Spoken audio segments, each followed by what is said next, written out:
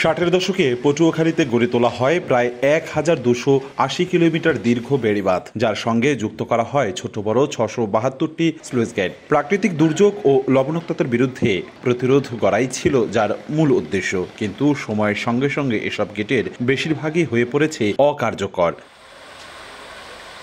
কিছু আছে কোনোভাবে টিকে থাকলেও স্পষ্ট মরিচার দাগ আর গভীর ক্ষতচিহ্ন। প্রতি বছর বর্ষার জলাবদ্ধতায় ডুবে যায় শস্য ক্ষেত। নোনা পানির ছোবলে চাষের অনুপযোগী হয়ে পড়ে হাজার হাজার হেক্টর জমি। তরমুজ দেই, আমি দুলাট ফসল দেই, বাদাম, অনেক কিছু। এই লবণ পানি উঠলে আমাকে অনেক ক্ষয়ক্ষতি হয়। সরকার যদি কাজটা আমাদের করিয়ে দেয় তাহলে আমাদের অনেক উপকার আসবে।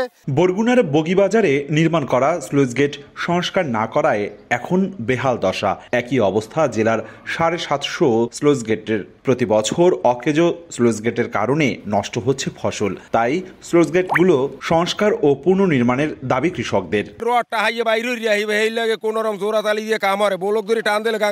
স্লুইস গেটের সমস্যা থাকায় আমাদের যখন বন্যা বা অতিবৃষ্টি হয় তখন আমাদের মাঠের পানি সরে যেতে সমস্যা হয়। বরিশালের বাকেরগঞ্জ উপজেলার পাদ্রীশিবপুর ঘুরে দেখা যায় স্লুইস গেটগুলোর একই চিত্র। দ্রুত জলকপাটগুলো সংস্কারের দাবি স্থানীয়দের।